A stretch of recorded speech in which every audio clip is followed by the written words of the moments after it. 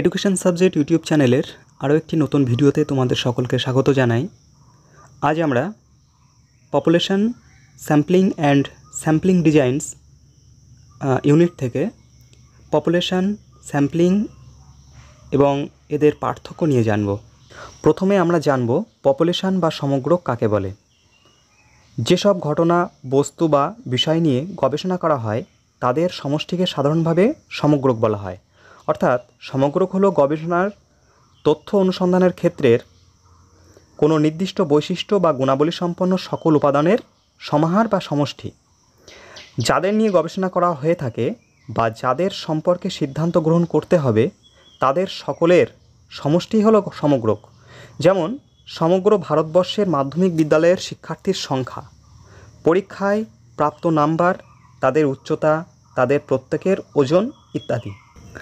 তাহলে পপুলেশন বা সমগ্রক সম্পর্কে আমাদের ধারণা পেতে হলে আমরা যে বিষয়গুলি সম্পর্কে গবেষণা করতে চাই বা জানতে চাই তাদের প্রত্যেকের সম্পর্কে বা প্রত্যেকটি বিষয় সম্পর্কে কিন্তু আমাদের তথ্য সংগ্রহ করতে হয় বা তথ্য সংগ্রহ করার প্রয়োজন হয়। এই পপুলেশন বা সমগ্রক দুই রকমের হয়।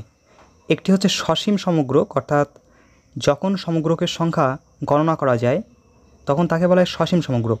যেমন ভারতবর্ষের মোট জনসংখ্যা। আবার আরেকটি আছে অসীম সমগ্রক, মানে যার সংখ্যা আমরা গণনা করতে পারি না বা গণনা করা একদম অসম্ভব ব্যাপার, সেগুলো হচ্ছে অসীম সমগ্রক। যেমন আকাশের তারার সংখ্যা গণনা। এবার আমরা জানব নমুনায়ন বা স্যাম্পলিং সম্পর্কে। নমুনায়ন হলো একটি বিজ্ঞানভিত্তিক পদ্ধতি যার সাহায্যে সমগ্রক থেকে প্রতিনিধিত্বশীল নমুনা নির্বাচন বা চয়ন করা হয়।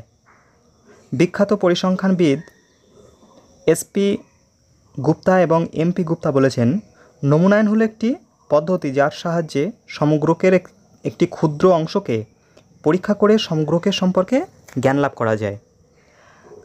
আর্ল আর ব্যাবিয়ের মতে বৃহত্তর উপাদান সম্পর্কে সিদ্ধান্তে উপনীত হওয়ার লক্ষ্যে বৃহত্তর উপাদান থেকে অল্প কিছু উপাদান নির্বাচনের প্রক্রিয়াই হলো নমুনায়ন। ভাত রান্না করবার সময় ভাত ঠিকমতো সিদ্ধ হয়েছে কিনা তা জানার জন্য ভাতের হাঁড়ি থেকে দু একটি ভাত নিয়ে পরীক্ষা করলেই সমস্ত হাঁড়ির ভাত সম্পর্কে কিন্তু একটা ধারণা পাওয়া যায়। এক্ষেত্রে এই দু একটি ভাত পরীক্ষা করবার পদ্ধতি হলো নমুনায়ন, আর হাঁড়ির সমস্ত ভাত হলো এখানে সমগ্রক। তাহলে তোমরা সমগ্রক এবং নমুনায়ন সম্পর্কে একটি ধারণা পেলে। এবার আমরা এই সমগ্রক এবং নমুনায়নের মধ্যে পার্থক্য কী আছে সেগুলো জানব। 1 নাম্বার, পরিসংখ্যানিক অনুসন্ধান ক্ষেত্রের একই বৈশিষ্ট্যপূর্ণ অনেকগুলো উপাদান বা বস্তুর সমাহার হলো সমগ্রক।